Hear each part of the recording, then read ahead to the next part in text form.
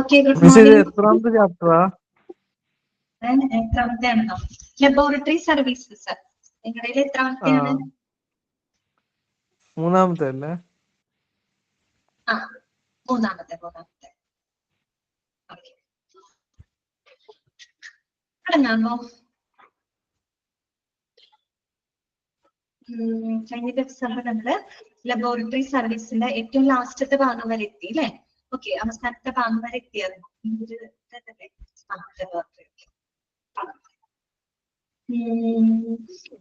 നമ്മൾ ലാസ്റ്റ് കഴിഞ്ഞ ക്ലാസ്സിൽ പറഞ്ഞത് റെസ്പോൺസിബിലിറ്റീസ് ആണ് അല്ലെ? ലാബ് മാനേജറുടെ റെസ്പോൺസിബിലിറ്റീസ് എന്തൊക്കെയാണെന്നാണ് പറഞ്ഞത് അല്ലെ?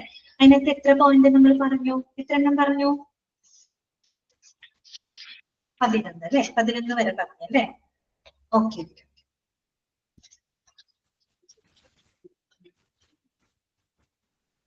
അപ്പൊ ബാക്കിയുള്ളത് നമുക്ക് നോക്കാം. ഇതുവരെയുള്ള ഭാഗങ്ങളൊക്കെ വായിച്ചു നോക്കിയോ? നിങ്ങളെ മനസ്സിലായോ കാര്യങ്ങളൊക്കെ? എളുപ്പമാണ് കേട്ടോ, ബുദ്ധിമുട്ടൊന്നുമില്ല. മനസ്സിലായില്ലേ? All mute ചെയ്യാണേ.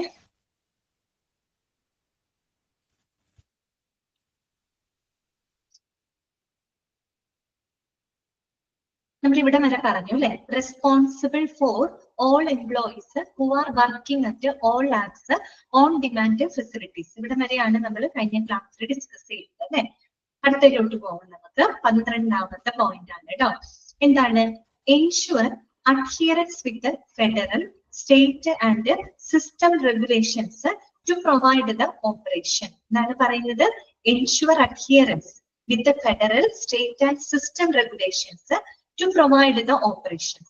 അതായത് ഈ പറയുന്ന ലാബിന്റെ പ്രവർത്തനങ്ങൾ അല്ലെങ്കിൽ ലാബിന്റെ സേവനങ്ങൾ നൽകുന്നതിനായിട്ട് കൃത്യമായിട്ട് നമ്മൾ എന്ത് പാലിച്ചിരിക്കണം? ഫെഡറൽ സ്റ്റേറ്റ് സിസ്റ്റം റെഗുലേഷൻസുകൾ പാലിച്ചിരിക്കണം അല്ലെ? നമ്മളിപ്പോ ഒരു ലാബ് ആയിക്കോട്ടെ, ഒരു ഹോസ്പിറ്റൽ തന്നെ ആയിക്കോട്ടെ, ഇത് പ്രവർത്തിക്കണമെങ്കിൽ കൃത്യമായിട്ടുള്ള എന്താ പറയുക, കേന്ദ്ര സംസ്ഥാന എല്ലാ നിയമങ്ങൾ അല്ലെ, നിയമങ്ങളും നിയന്ത്രണങ്ങൾക്കൊക്കെ അനുസൃതമായിട്ട് അല്ലെങ്കിൽ അത്തരം നിയമവിധേയമായിട്ട് വേണം ഓരോന്നും പ്രവർത്തിക്കാനായിട്ട് അല്ലെ? പ്രത്യേകിച്ച് ലബോറട്ടറിക്കും അങ്ങനെയുണ്ട്.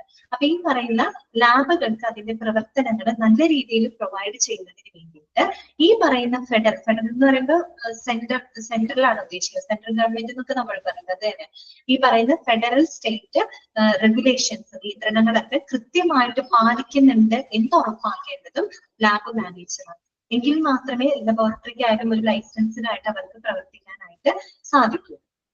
മനസ്സിലായല്ലോ? ഈ പറയുന്ന ലാബ് അതിന്റെ പ്രവർത്തനങ്ങൾ പ്രൊവൈഡ് ചെയ്യുന്നതിന് വേണ്ടിയിട്ട് എല്ലാവിധ ഫെഡറൽ സ്റ്റേറ്റ് നിയന്ത്രണങ്ങളും കൃത്യമായിട്ട് പാലിക്കുന്നുണ്ട് എന്ന് ഉറപ്പാക്കേണ്ടത് ആരാണ്? അവിടുത്തെ ലാബ് മാനേജറുടെ ഉത്തരവാദിത്വമാണ് കേട്ടോ, റെസ്പോൺസിബിലിറ്റിയാണ്.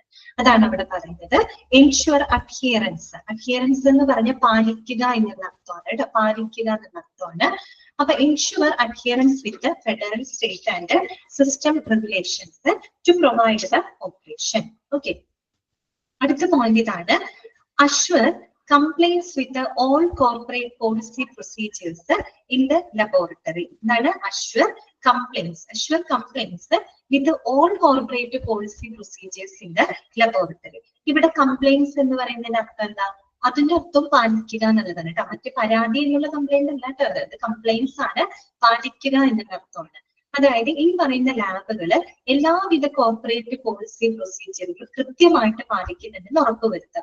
നമുക്കറിയാം, ആ ഒരു ലാബ് പ്രവർത്തിക്കുന്ന ഒരു ഹോസ്പിറ്റൽ, നമ്മളൊരു ഹോസ്പിറ്റലിനെ ബേസ് ചെയ്ത് പറയുകയാണെങ്കിൽ ഒരു ഹോസ്പിറ്റലിനകത്ത് പ്രവർത്തിക്കുന്ന ഒരു ലാബ് ആണെന്ന് ഇരിക്കട്ടെ.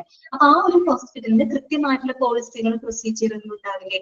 ആ ഒരു കോർപ്പറേറ്റ് പോളിസി പ്രൊസീജിയറുകളൊക്കെ കൃത്യമായിട്ട് പാലിച്ചുകൊണ്ട് തന്നെയാണ് അവിടുത്തെ ലാബുകളും പ്രവർത്തിക്കുന്നത് എന്ന് ഉറപ്പാക്കേണ്ടത് ലാബ് മാനേജറുടെ റെസ്പോൺസിബിലിറ്റിയാണ്. കാരണം ഹോസ്പിറ്റലിന് ഒരു പോളിസി, അവിടെ പ്രവർത്തിക്കുന്ന ലാബ് ആ ഒരു ഹോസ്പിറ്റലിന്റെ അല്ലാത്ത പോളിസികളാണ് ഫോളോ ചെയ്യുന്നതെങ്കിൽ പ്രശ്നമാണ് അല്ലെ? അപ്പൊ ആ ഒരു ഹോസ്പിറ്റൽ എന്തൊക്കെ പോളിസികൾ മുന്നോട്ട് കൊണ്ടുവന്നിട്ടുണ്ടോ അതിനോട് ചേരുന്ന രീതിയിൽ, അത് പാലിക്കുന്ന രീതിയിൽ തന്നെയാണ് ലാബ് മുന്നോട്ട് പോകുന്നത് എന്ന് ഉറപ്പാക്കേണ്ടത് ലാബ് മാനേജറുടെ ഉത്തരവാദിത്തമാണ് കേട്ടോ. ഇതൊക്കെ ഓരോരോ നമ്മുടെ കൂടെ ഒക്കെ ഏകദേശം കണക്റ്റഡ് ആണ് കേട്ടോ. അടുത്ത നോക്കുക. enlarge the lab's research portfolio by helping to develop the new research projects and proposals. ഇവിടെ പറയാം enlarge the lab's research portfolio by helping to develop new research projects and proposals. അതായത് ഈ പറയുന്ന പുതിയ പ്രോജക്റ്റ് പദ്ധതികൾ, ഈ പുതിയ ഗവേഷണ പദ്ധതികളൊക്കെ ഡെവലപ്പ് ചെയ്യാനായിട്ട്, വികസിപ്പിക്കാൻ സഹായിക്കുന്നതിലൂടെ ഒരു ലാബിന്റെ പോർട്ട്ഫോളിയോ കൂടുതൽ എന്ത് ചെയ്യുക, എൻലാർജ് ചെയ്യുക. ഇതാണ് അവിടെ ഉദ്ദേശിക്കുന്നത്. നമുക്ക് ഈ ഒരു പോർട്ട്ഫോളിയോ എന്നൊക്കെ ഇവിടെ ഉദ്ദേശിക്കുന്നത് അവരുടെ ഒരു പേപ്പർ വർക്ക് ഒക്കെയാണ് കേട്ടോ, ലാബിന്റെ പേപ്പർ വർക്ക്, അല്ലെങ്കിൽ അവരെ സംബന്ധിക്കുന്ന വെച്ചാൽ ഒരു ലാബിന്റെ ക്രെഡിബിലിറ്റി ഉണ്ടല്ലോ, ആ ക്രെഡിബിലിറ്റിയിൽ ഉയർത്തി കാട്ടുന്ന ചില കാര്യങ്ങളുണ്ട് അല്ലെ. അതാണ് ഇവിടെ ഉദ്ദേശിക്കുന്ന ലാബ്സ് റിസർച്ച് പോർട്ട്ഫോളിയോ എന്ന് പറയുന്നത്. അപ്പൊ ഒരു ലാബിനെ ബേസ് ചെയ്ത് പുതിയ പ്രോജക്റ്റുകൾ അല്ലെങ്കിൽ പുതിയ പദ്ധതികളൊക്കെ ഡെവലപ്പ് ചെയ്യുക. ലാബിനെ ബേസ് ചെയ്തുകൊണ്ട് പുതിയ ചില ഗവേഷണ പ്രവർത്തനങ്ങൾ അല്ലെങ്കിൽ പുതിയ ചില പ്രോജക്റ്റുകളൊക്കെ ഡെവലപ്പ് ചെയ്യാൻ സഹായിക്കുന്നതിലൂടെ ആ ഒരു ലാബിന്റെ റിസർച്ച് പോർട്ട്ഫോളിയോ എന്ന് പറഞ്ഞാൽ ആ ലാബിനെ സംബന്ധിച്ച് അവരുടെ ക്രെഡിബിലിറ്റിനെ ഉയർത്തിക്കാട്ടുന്ന കാര്യങ്ങളാണ് അല്ലെ. അങ്ങനെയുള്ള ലാബിന്റെ റിസർച്ച് പോർട്ട്ഫോളിയോ കുറച്ചുകൂടെ എന്ത് ചെയ്യുക, എൻലാർജ് ചെയ്യുക, വർദ്ധിപ്പിക്കുക. അതെന്ന് പറയുന്ന ലാബിനെ സംബന്ധിച്ച് കുറച്ചുകൂടെ നല്ലതാണ്. അവരുടെ ക്രെഡിബിലിറ്റി മറ്റുള്ളവരുടെ മുമ്പിൽ തുറന്നു കാണിക്കാൻ നല്ലൊരു അവസരമാണ്. ഇങ്ങനെയൊക്കെയുള്ള ഗവേഷണ പുതിയ പദ്ധതികള്, പുതിയ പ്രോജക്റ്റുകള്, ഗവേഷണ പദ്ധതികളൊക്കെ ഡെവലപ്പ് ചെയ്യാൻ സഹായിക്കുന്നതിലൂടെ ഒരു ലാബിന്റെ റിസർച്ച് പോർട്ട്ഫോളിയോ കൂടുതൽ എന്ത് ചെയ്യുക, എൻലാർജ് ചെയ്യുക, വർദ്ധിപ്പിക്കുക. അതൊക്കെ ഒരു ആസ് എ ലാബ് മാനേജർ എന്നുള്ള രീതിയിൽ അദ്ദേഹം ചെയ്യേണ്ട കുറെ റെസ്പോൺസിബിലിറ്റീസ് ആണ് കേട്ടോ. നെക്സ്റ്റ് വരുന്നത് അടുത്ത പോയിന്റ് ഇതാണ്, setup and keep all laboratory records in accordance with specifications. എന്താണ് പറയുന്നത്? Setup and keep all the laboratory records in accordance with specifications. അതായത് ഈ പറയുന്ന എല്ലാ ലബോറട്ടറി റെക്കോർഡുകളും സ്പെസിഫിക്കേഷന് അനുസൃതമായിക്കൊണ്ട് കൃത്യമായിട്ട് എന്ത് ചെയ്യുക, ഓർഗനൈസ് ചെയ്ത് സെറ്റപ്പ് ചെയ്ത് വെക്കാനുള്ള ഉത്തരവാദിത്തം ലാബ് മാനേജർക്കാണ്. ഇതാണ് അവിടെ ഉദ്ദേശിക്കുന്നത്. എല്ലാ ലബോറട്ടറി റെക്കോർഡുകളും അതിന്റെ സ്പെസിഫിക്കേഷൻസിന് അനുസരിച്ചുകൊണ്ട് കൃത്യമായിട്ട് സെറ്റപ്പ് ചെയ്യുക അല്ലെ, സജ്ജീകരിച്ച് അതിനെ പ്രോപ്പർ ആയിട്ട് ഓർഗനൈസ് ചെയ്ത് കീപ്പ് ചെയ്യുന്നത്, സൂക്ഷിക്കേണ്ടത് ലാബ് മാനേജറുടെ ഉത്തരവാദിത്വമാണ്. എന്ന് പറഞ്ഞാല് നമ്മളിപ്പോ കഴിഞ്ഞ ക്ലാസ്സിൽ ലബോറട്ടറി റെക്കോർഡിനെ പറ്റി നമ്മൾ പഠിച്ചിരുന്നു അല്ലെ. ഒരു ലബോറട്ടറി റെക്കോർഡിൽ ഉൾപ്പെടുത്തുന്ന കുറെ റിപ്പോർട്ടുകളൊക്കെ നമ്മൾ കണ്ടിരുന്നു. നമ്മൾ കണ്ടില്ലേ, ഇഷ്ടംപോലെ റിപ്പോർട്ട് ഉണ്ട് അല്ലെ. സ്റ്റാൻഡേർഡ് ഓപ്പറേറ്റിംഗ് പ്രൊസീജിയേഴ്സ് SOPs ഉണ്ട്, അതുപോലെ ലബോറട്ടറി രജിസ്റ്ററുകൾ ഉണ്ട്, സ്റ്റോക്ക് കാർഡ്സ് ഉണ്ട്, സപ്ലൈ കാർഡ്സ് ഉണ്ട് അല്ലെ, അതുപോലെ ഇൻസിഡന്റ് റിപ്പോർട്ടുകൾ ഉണ്ട് അല്ലെ, അതുപോലെ കാലിബറേഷൻ, മെയിന്റനൻസ് റെക്കോർഡ്, ഇതൊക്കെ എന്തിന് വരുന്നതാണ്? ലബോറട്ടറി റെക്കോർഡ്സിനകത്ത് വരുന്നതാണ്. അപ്പൊ അത് ഓരോന്നും അതിനകത്ത് വരുന്ന ഓരോ റിപ്പോർട്ട് എന്ന് പറയുമ്പോൾ ഓരോ സ്പെസിഫിക്കേഷൻസ് ആണ്. ഇപ്പൊ സ്റ്റാൻഡേർഡ് ഓപ്പറേറ്റിംഗ് പ്രൊസീജിയർ അതൊരു സ്പെസിഫൈഡ് റിപ്പോർട്ട് ആണ് അല്ലെ. ഇപ്പൊ സ്റ്റോക്ക് കാർഡ്, സപ്ലൈ കാർഡ് അതൊരു സ്പെസിഫിക്കേഷൻ ആണ് അല്ലെ. അതുപോലെ കാലിബ്രേഷൻ ആൻഡ് മെയിന്റനൻസ് റെക്കോർഡ് അതൊരു സ്പെസിഫിക്കേഷൻ ആണ് അല്ലെ. അങ്ങനെ ഓരോന്നും സ്പെസിഫിക്കേഷന് അനുസരിച്ചുകൊണ്ട് ഈ പറയുന്ന എല്ലാ ലബോറട്ടറി റെക്കോർഡ്സിനെയും കൃത്യമായിട്ട് സെറ്റപ്പ് ചെയ്ത് ഓർഗനൈസ് ചെയ്ത് കീപ്പ് ചെയ്യാനുള്ള ഉത്തരവാദിത്തം ലാബ് മാനേജർക്കാണ് അല്ലെ. ഇപ്പൊ നമ്മൾ സാധാരണ ഒരു ലൈബ്രറി പോവാണെന്നിരിക്കട്ടെ, നമ്മളൊരു ലൈബ്രറി പോകുമ്പോൾ എങ്ങനെയാ, അവിടെ എല്ലാം എന്താണ് സ്പെസിഫൈ ചെയ്ത് സ്പെസിഫിക്കേഷൻ അനുസരിച്ചിട്ടുള്ള അവിടെ സെറ്റപ്പ് ചെയ്ത് വെച്ചിട്ട്, നോവലുകളാണെങ്കിൽ അതൊരു സെക്ഷൻ അല്ലെ, കവിതകളാണെങ്കിൽ ഒരു സെക്ഷൻ അല്ലെ. നോവലിന്റെ തന്നെ ഇപ്പൊ ഓരോരുത്തരുടെ വ്യത്യാസമുണ്ട്. MPD ആണെങ്കിൽ MPD ഒരു ഭാഗത്ത്, അല്ലെങ്കിൽ വൈക്കം മുമ്പ് ബഷീർ ആണെങ്കിൽ അതൊരു ഭാഗത്ത് അല്ലെ. അങ്ങനെയല്ലേ നമ്മൾ ഓരോന്ന് സ്പെസിഫൈ ചെയ്ത് ഇങ്ങനെ സെപ്പറേറ്റ് ആയിട്ട് സെറ്റപ്പ് ചെയ്ത് വെക്കുന്നത്. എന്നതുപോലെ ലബോറട്ടറി റെക്കോർഡുകൾ കഴിഞ്ഞ ദിവസം നമ്മൾ പറഞ്ഞ അതിനകത്ത് ഒരുപാട് റിപ്പോർട്ടുകൾ വരുന്നുണ്ട് അല്ലെ. അപ്പൊ ഈ പറയുന്ന ഓരോ റിപ്പോർട്ടുകളും കൃത്യമായിട്ടുള്ള സ്പെസിഫിക്കേഷൻ, SOPs ഒരു വിഭാഗം, അല്ലെങ്കിൽ മെയിന്റനൻസ് കാലിബ്രേഷൻ റെക്കോർഡ് ഒരു വിഭാഗം, സ്റ്റോക്ക് കാർഡ്, സപ്ലൈ കാർഡ്സ് ഒരു വിഭാഗം, അങ്ങനെ സ്പെസിഫിക്കേഷൻ അനുസരിച്ചുകൊണ്ട് ലബോറട്ടറി റെക്കോർഡുകൾ കൃത്യമായിട്ട് ഓർഗനൈസ് ചെയ്ത് കീപ്പ് ചെയ്യാനുള്ള ഉത്തരവാദിത്തം ആർക്കാണുള്ളത്? ലാബ് മാനേജർക്കാണ് കേട്ടോ. അതാണ് അവിടെ ഉദ്ദേശിക്കുന്നത് കേട്ടോ. അടുത്തത്, make sure that the supplies are available as needed for the lab sessions കേട്ടോ. അതായത് ഈ പറയുന്ന ഓരോ ലാബ് സെഷൻസിനും അവർക്ക് ആവശ്യമായിട്ടുള്ള എല്ലാവിധ സപ്ലൈസും സാധന സാമഗ്രികളും ലഭ്യമാണോ എന്ന് ഉറപ്പാക്കേണ്ടതും ലാബ് മാനേജറുടെ റെസ്പോൺസിബിലിറ്റിയാണ്. ലാബ് സെഷൻ എന്ന് പറയുന്നത് നമ്മൾ തുടക്കം തന്നെ പഠിച്ചില്ലേ. ലാബിനെ നമ്മൾ പല ഫങ്ഷണൽ ഡിവിഷൻസ് ആയിട്ട് തിരിച്ചിട്ടില്ലേ. ക്ലിനിക്കൽ പാത്തോളജി ലബോറട്ടറി ഉണ്ട്, ക്ലിനിക്കൽ മൈക്രോബയോളജി ലാബുകളുണ്ട്, ക്ലിനിക്കൽ ബയോ കെമിസ്ട്രി ലാബുകളുണ്ട് അല്ലെ. ഇങ്ങനെയുള്ള അതൊക്കെ ഓരോ ലാബ് സെഷൻസ് ആണ് അല്ലെ. അപ്പൊ ഓരോ ലാബ് സെഷൻസിന് ആവശ്യമായിട്ട് വരുന്ന സാമഗ്രികളെല്ലാം ഒരുപോലെയാണോ? അല്ല. ഒരു ക്ലിനിക്കൽ പാത്തോളജി ലാബിൽ വേണ്ട സപ്ലൈസ് ആയിരിക്കില്ല ഒരു മൈക്രോബയോളജി ലാബിനകത്ത് നമുക്ക് വേണ്ടി വരുന്നത്.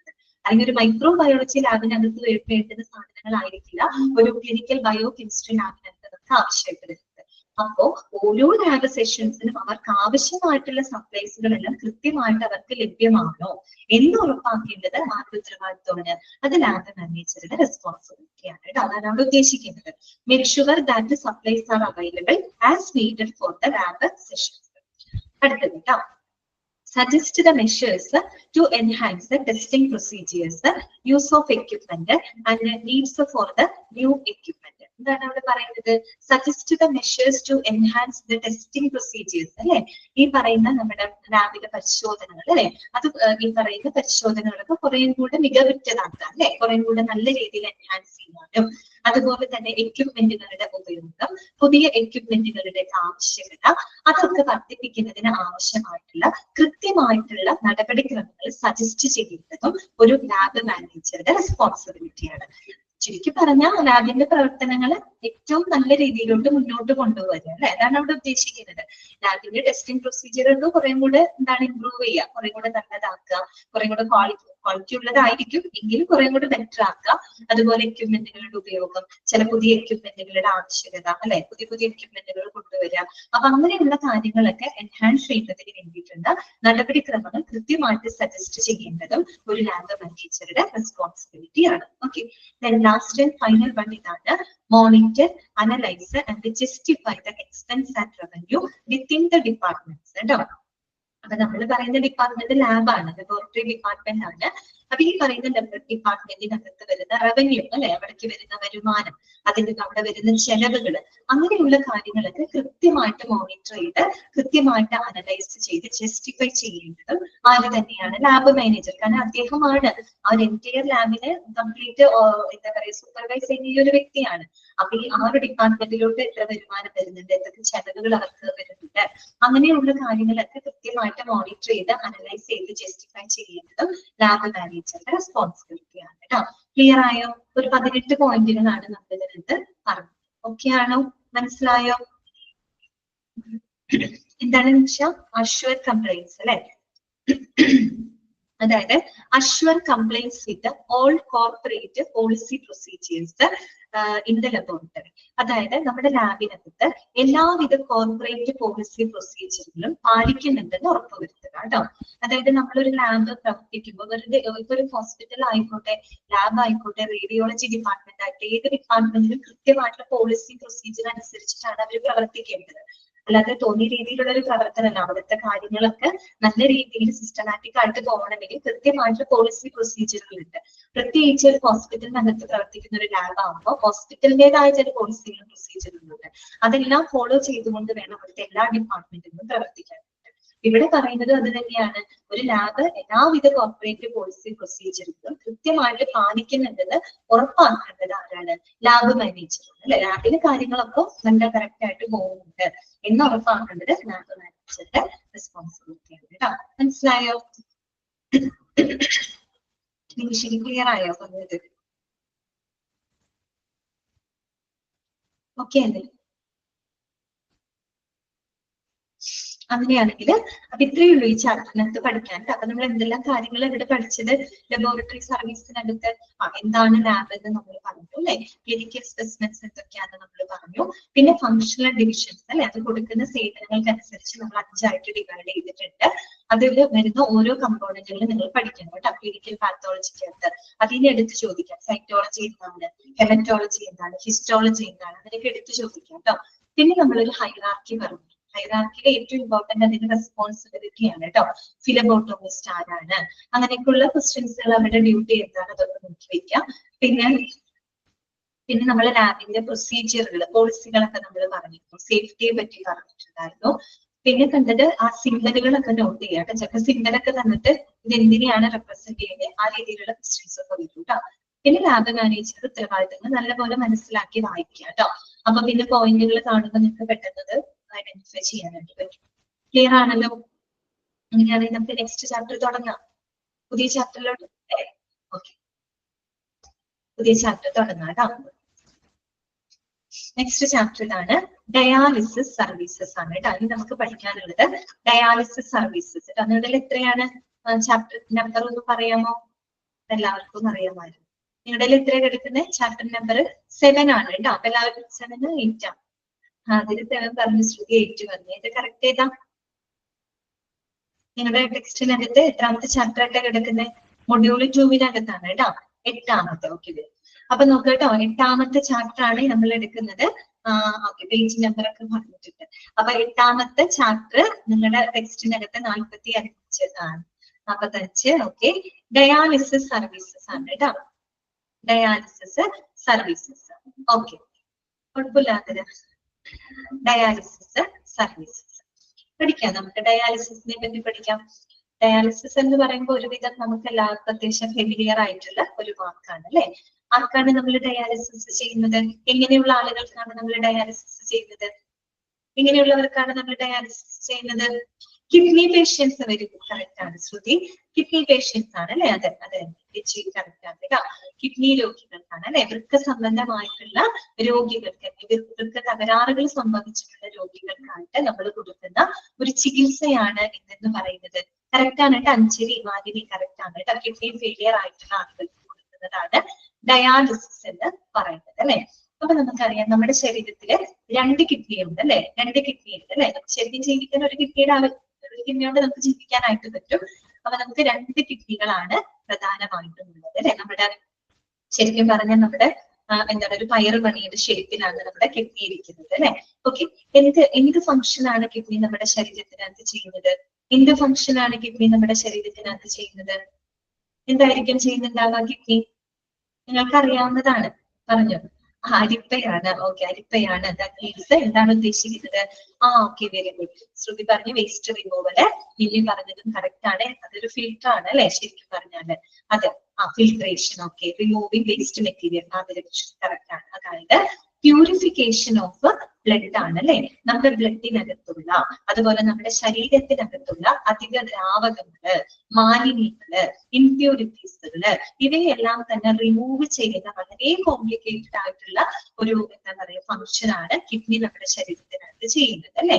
ആണല്ലോ. ഓക്കെ, ഏറ്റവും പ്രധാനമെന്നല്ല, വളരെ കോംപ്ലിക്കേറ്റഡ് ആയിട്ടുള്ള പ്രവർത്തനം ചെയ്യുന്ന അവയവമാണ് കിഡ്നി എന്ന് പറയുന്നത് അല്ലെ.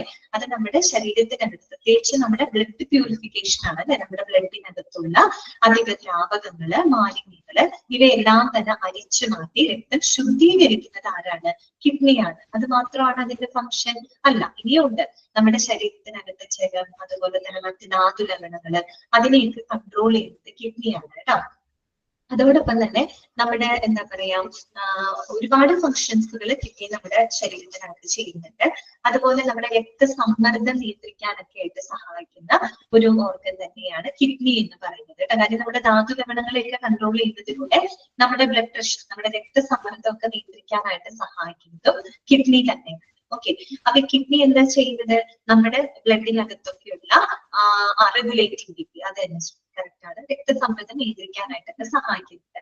അപ്പൊ ഈ ബ്ലഡിനകത്തുള്ള വേസ്റ്റ് മെറ്റീരിയലുകള് ഇതെന്ത് ചെയ്യാണ്? ഫിൽട്ടർ ചെയ്യാണ് അല്ലെ. അതിനെ അരിച്ചു മാറ്റിയിട്ട് അത് മൂത്രത്തിലൂടെയാണ് ഈ പറയുന്ന വേസ്റ്റുകളെ എന്ത് ചെയ്യുന്നത്? കിഡ്നി പുറന്തള്ളുന്നത് അല്ലെ. മൂത്രത്തിലൂടെ, യൂറിനേഷനിലൂടെയാണ് ഈ പറയുന്ന വേസ്റ്റുകളെ എല്ലാം തന്നെ പുറന്തള്ളുന്നത്. ഓക്കെ, അപ്പൊ അങ്ങനെ ഒരു ഓർഗനാണ് കിഡ്നി എന്നുള്ളത് നിങ്ങൾക്കറിയാം.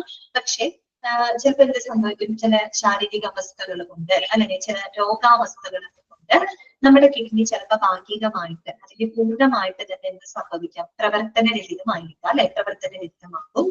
അങ്ങനെ പ്രവർത്തനരഹിതമാവുന്ന കിഡ്നിക്ക് പിന്നെ നമ്മുടെ ശരീരത്തിനകത്തുള്ള മാലിന്യങ്ങള് അല്ലെങ്കിൽ അധിക ദ്രാവകങ്ങളെയൊക്കെ എന്ത് ചെയ്യാനായിട്ട് പറ്റാതെ വരും? പുറന്തള്ളാൻ സാധിക്കാതെ വരും അല്ലെ. പുറത്തേക്ക് കളയാൻ സാധിക്കാതെ വരും. അപ്പൊ അത്തരം സന്ദർഭങ്ങളില് നമ്മളുടെ കിഡ്നി ചെയ്യുന്ന ഫംഗ്ഷൻ അല്ലെ, കിഡ്നി ചെയ്യുന്ന ആ ഒരു ഫംഗ്ഷനെ നിർവഹിക്കാനായിട്ട് നമ്മുടെ ചികിത്സാ രംഗത്ത് ഉപയോഗിക്കുന്ന ഒരു രീതിയാണ് ഇതെന്ന് പറയുന്നത് ഡയാലിസിസ് എന്ന് പറയുന്നത്. ഓക്കെ, അറിയാലോ നിങ്ങൾക്ക് എല്ലാവർക്കും അറിയാവുന്നതാണ് അല്ലെ. ഡയാലിസിസ് എന്താണെന്ന് എല്ലാവർക്കും. ചുരുക്കി പറഞ്ഞു കഴിഞ്ഞാല് നമ്മുടെ ശരീരത്തില് നമ്മുടെ കിഡ്നി ചെയ്യുന്ന ചില സ്വാഭാവികമായിട്ടുള്ള ചില പ്രവർത്തനങ്ങളൊക്കെ ഉണ്ടല്ലോ, അതിന് നമ്മൾ എന്ത് ചെയ്യാണ്? ചില ഉപകരണങ്ങളും അതുപോലെ ചില യന്ത്രങ്ങളുടെയൊക്കെ സഹായത്തോട് കൂടിയിട്ട് അതീവ ശ്രദ്ധയോടെ വളരെ സുരക്ഷിതമായിട്ട് നമ്മളൊരു റൂമിൽ നടത്തുകയാണ് അല്ലെ. കിഡ്നി ചെയ്യുന്ന സ്വാഭാവിക പ്രവർത്തനങ്ങളെ നമ്മൾ എന്ത് ചെയ്യാണ്? ഈ പറയുന്ന യന്ത്രങ്ങളും ഉപകരണങ്ങളും ഒക്കെ ഉപയോഗിച്ച് വളരെ കെയർഫുൾ ആയിട്ട് ചെയ്യുന്ന ഒരു പ്രോസസ്സാണ് ഡയാലിസിസ് എന്ന് പറയുന്നത്. ഓക്കെ, ഡയാലിസിസിനെ പറ്റി നമുക്ക് എല്ലാവർക്കും അറിയാവുന്നതാണ് അല്ലെ. അപ്പോൾ നമ്മൾ ഈ ഒരു ചാപ്റ്ററിനകത്ത് വളരെ ഡീറ്റെയിൽഡ് ആയിട്ട് തന്നെ നമ്മൾ പഠിക്കുന്നുണ്ട്. എന്താണ് ഡയാലിസിസ്, ഏതൊക്കെ സാഹചര്യങ്ങളിലാണ് നമ്മൾ ഡയാലിസിസ് കണ്ടക്ട് ചെയ്യുന്നത്, അതോടൊപ്പം തന്നെ നമുക്ക് കിഡ്നിയുടെ കുറച്ച് ഫങ്ഷൻസുകൾ പഠിക്കാനായിട്ടുണ്ട്. പിന്നെ പ്രധാനമായിട്ട് നമുക്ക് 2 ടൈപ്പ് ഡയാലിസിസുകളെ പറ്റി പഠിക്കാനുണ്ട്. 2 ടൈപ്പാണ് ഡയാലിസിസ് ഉള്ളത്. ഒന്ന് ഹീമോ ഡയാലിസിസ്, മറ്റൊന്ന് പെരിറ്റോണിയൽ ഡയാലിസിസ്. അതിനെ പറ്റി വളരെ ഡീറ്റെയിൽഡ് ആയിട്ട് നമ്മൾ ഈ ഒരു ചാപ്റ്ററിനകത്ത് പഠിക്കുന്നുണ്ട് കേട്ടോ. എന്താണ് ഹീമോ ഡയാലിസിസ്, എന്താണ് പെരിറ്റോണിയൽ ഡയാലിസിസ്, അതൊക്കെ നമ്മൾ പഠിക്കുന്നുണ്ട്. അത്രയൊക്കെ ഉള്ളൂ ഇതിനകത്ത് കേട്ടോ. പിന്നെ ഡയാലിസിസ് ഒക്കെ ചെയ്യുമ്പോൾ ശ്രദ്ധിക്കേണ്ട ചില കാര്യങ്ങള് അങ്ങനെയൊക്കെയുള്ള, പിന്നെ ഒരു എന്താണ് ഡയാലിസിസ് സെന്റർ എന്താണ്, അങ്ങനെയൊക്കെയുള്ള കാര്യങ്ങൾ മാത്രമേ ഈ ഒരു ചാപ്റ്ററിനകത്തുള്ളൂ. വളരെ എളുപ്പമുള്ള ഒരു ചാപ്റ്ററാണ്, ഈസി ആയിട്ട് നമുക്ക് പഠിക്കാൻ പറ്റുന്ന ഒരു ചാപ്റ്ററാണ്.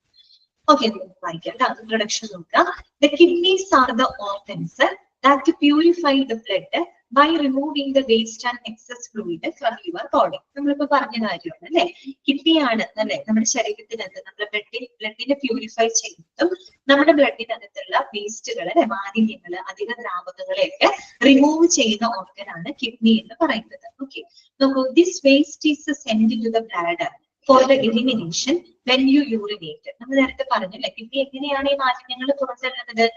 മൂത്രത്തിലൂടെയാണ് അല്ലെ, യൂറിനിലൂടെയാണ് ഈ പറയുന്ന മാലിന്യങ്ങളെ ശരീരത്തിന്റെ പുറത്തേക്ക് കളയുന്നത് അല്ലെ. വേസ്റ്റ്, ഈ വേസ്റ്റുകൾ മൂത്രസഞ്ചിയിലോട്ട് എത്തുന്നു. പിന്നെ മൂത്രവാഹിനി, അതിന് യൂറിനേഷനിലൂടെയാണ് നമ്മൾ ഈ പറയുന്ന മാലിന്യങ്ങളെയൊക്കെ പുറത്തോട്ട് കളയുന്നത്. ഓക്കെ, ഇനി നോക്കുക. ഡയാലിസിസ് ഇസ് എന്താണ് ഡയാലിസിസ് എന്ന് പറഞ്ഞു കഴിഞ്ഞാൽ അതിന് കൃത്യമായിട്ടുള്ള ഒരു ഡെഫിനേഷൻ ആണ് അവിടെ കൊടുത്തേക്കുന്നത്. അപ്പൊ അതൊന്ന് ജസ്റ്റ് അണ്ടർലൈൻ ചെയ്തോളൂ. Dialysis is a kind of treatment that removes extra fluid and waste product from the blood when the kidneys are not able to. Okay, underline ചെയ്യാട്ടോ. അതാണ് dialysis is a kind of treatment that removes extra fluid and waste product from the blood when the kidneys are not able to. അതായത് dialysis എന്താ ചെയ്യുന്നത്? നമ്മൾ പറഞ്ഞ കാര്യമാണ് കേട്ടോ. നമ്മുടെ ശരീരത്തിനകത്തുള്ള അധിക ദ്രാവകങ്ങളെ, മാലിന്യങ്ങളെയൊക്കെ റിമൂവ് ചെയ്യാണ് അല്ലെ. എപ്പോഴാണ് കിഡ്നിക്ക് ഈ ഒരു ഫംഗ്ഷൻ ചെയ്യാൻ പറ്റാത്ത സാഹചര്യം അല്ലെ. അപ്പൊ കിഡ്നിയുടെ ഫംഗ്ഷൻ ചെയ്യാനായിട്ടാണ് നമ്മൾ ഇങ്ങനെയുള്ള സംവിധാനങ്ങൾ ഉപയോഗിക്കുന്നത്. ഇനി അടുത്തതൊരു ഇമ്പോർട്ടന്റ് ആയിട്ടുള്ള ഒരു പോയിന്റ് ആണ്, അണ്ടർലൈൻ ചെയ്ത് വെക്കുക കേട്ടോ. Dialysis was first used effectively in the 1940s. 1940 ഉള്ളത് അണ്ടർലൈൻ ചെയ്ത് വെക്കാം. മുന്നേ ചോദിച്ചിട്ടുള്ള ക്വസ്റ്റ്യൻ ആണ് കേട്ടോ. 1940 ആദ്യമായിട്ട് ഡയാലിസിസ് വളരെ ഫലപ്രദമായിട്ട് ഉപയോഗപ്പെടുത്തുന്നത്. ഏത് കാലഘട്ടത്തിലാണ്? 1940 കേട്ടോ. ഡയാലിസിസ് ആദ്യമായിട്ട് വളരെ ഫലപ്രദമായിട്ട് ഉപയോഗപ്പെടുത്തുന്നത് 1940s കേട്ടോ. 1940 and became a standard treatment for the kidney failure starting in the 1970s. പിന്നീട് 1970 കാലഘട്ടമൊക്കെ ആയിരുന്നപ്പോ ഈ പറയുന്ന കിഡ്നി ഫെയിലിയർ വന്നിട്ടുള്ള ആളുകൾക്കുള്ള ഒരു സ്റ്റാൻഡേർഡ് ട്രീറ്റ്മെന്റ് ആയിട്ട് എന്ത് മാറി? ഡയാലിസിസ് മാറി. അപ്പൊ ഏറ്റവും ഫസ്റ്റ് ടൈം, ഏറ്റവും ആദ്യമായിട്ട് ഡയാലിസിസ് എവിടെയാണ് ഇഫക്റ്റീവ് ആയിട്ട് ഉപയോഗിക്കുന്നത് എന്ന് ചോദിച്ചാൽ അത് ഏത് വർഷമാണ്? 1940 1940 70 അല്ല 40. 70 ആയി കഴിഞ്ഞപ്പോൾ ഇതിന്റെ ഡയാലിസിസ് ഒരു സ്റ്റാൻഡേർഡ് ട്രീറ്റ്മെന്റ് ആയിട്ട് ഡെവലപ്പ് ചെയ്തു എന്നാണ് പറയുന്നത് കേട്ടോ. Following this millions of patients have been benefited by this treatment. അപ്പൊ ഒരുപാട് ആളുകൾ ഈ പറയുന്ന ട്രീറ്റ്മെന്റിന്റെ ബെനിഫിറ്റ് ഉപയോഗിക്കുന്നവരാണ് കേട്ടോ. ഈ ഒരു ഡയാലിസിസ് പ്രയോജനപ്പെടുത്തുന്ന ആളുകൾ ധാരാളം. ഓക്കെ, ക്ലിയർ ആണല്ലോ. ഇനി നോക്കുക കേട്ടോ. Dialysis can be done in A hospital, A dialysis centre or A home. അപ്പോ ഡയാലിസിസ് എന്ന് പറയുന്നത് നമുക്കൊരു ഹോസ്പിറ്റലിൽ ചെയ്യാം, അല്ലെങ്കിൽ നമുക്കൊരു ഡയാലിസിസ് സെന്ററുകൾ ഉണ്ട്. ഇതിനു വേണ്ടി മാത്രമായിട്ടുള്ള ഡയാലിസിസ് സെന്ററുകൾ ഉണ്ട്. വീട്ടിലും ചെയ്യാം. അപ്പൊ നിങ്ങൾ ചിന്തിക്കും വീട്ടിലൊക്കെ ചെയ്യാൻ പറ്റുമോ? ചെയ്യാൻ പറ്റുന്ന ഡയാലിസിസ് ആണ് പെരിറ്റോണിയൽ ഡയാലിസിസ്. നമ്മൾ അതിനെ പറ്റിയൊക്കെ ഡീറ്റെയിൽഡ് ആയിട്ടൊക്കെ പഠിക്കുന്നുണ്ട്. ഈ ചാപ്റ്ററിൽ തന്നെ നമ്മൾ പഠിക്കുന്നുണ്ട്. അപ്പൊ വീട്ടിൽ വെച്ച് നമുക്ക് ചെയ്യാനായിട്ട് സാധിക്കും. ഓക്കെ, ഇനി നോക്കുക. The doctor will determine which type of dialysis and the best place based on the medical condition. ഡോക്ടറാണ് തീരുമാനിക്കുന്നത് അല്ലെ. ഓരോ രോഗിയുടെയും മെഡിക്കൽ കണ്ടീഷൻ അനുസരിച്ചുകൊണ്ട് ഏത് ടൈപ്പ് ഡയാലിസിസ് ചെയ്യണം, അത് എവിടെ ചെയ്യണം എന്നുള്ള കാര്യങ്ങളൊക്കെ തീരുമാനിക്കുന്നത് അവരുടെ ഡോക്ടറാണ് അല്ലെ. അപ്പൊ എന്തിനെ ആശ്രയിച്ചിട്ടാണ്? ആ ഒരു രോഗിയുടെ മെഡിക്കൽ കണ്ടീഷൻ എന്താണോ അതിനെ ആശ്രയിച്ചുകൊണ്ടാണ് അവർ ഏത് ടൈപ്പ് ഡയാലിസിസ് ചെയ്യണം, എവിടെ ചെയ്യണം, എങ്ങനെ ചെയ്യണം എന്നൊക്കെ തീരുമാനിക്കുന്നത് ഡോക്ടറാണ്. ഓക്കെ, ഇനി പറയുന്ന പോയിന്റ് ഇമ്പോർട്ടന്റ് ആണ്. അത് അണ്ടർലൈൻ ചെയ്ത് വെക്കുക കേട്ടോ. ഇതാണ് ആ point. The length of dialysis treatment relay body size, amount of waste in the body and the present state of the health. Underline ചെയ്ത് വെക്കുക. അതായത് ഒരു ഡയാലിസിസ് ട്രീറ്റ്മെന്റിന്റെ ലെങ്ത്, അതിന്റെ ദൈർഘ്യം എന്ന് പറയുന്നത് എന്തിനൊക്കെ ആശ്രയിച്ചിരിക്കും? റിലേ എന്ന് പറഞ്ഞാൽ ഇവിടെ ഡിപ്പെൻഡ് എന്നുള്ള അർത്ഥമാണ് കേട്ടോ.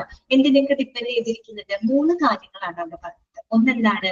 ബോഡി സൈസ് ആണ് അല്ലെ. നമുക്ക് എന്താണ്? ബോഡി സൈസ് ആണ് അല്ലെ, ശരീരത്തിന്റെ വലുപ്പം. ഓക്കെ. രണ്ടാമത്തെ എന്താണ്? Amount of waste in the body അല്ലെ, നമ്മുടെ ശരീരത്തിലുള്ള വേസ്റ്റിന്റെ, മാലിന്യത്തിന്റെ അളവ്. ഓക്കെ.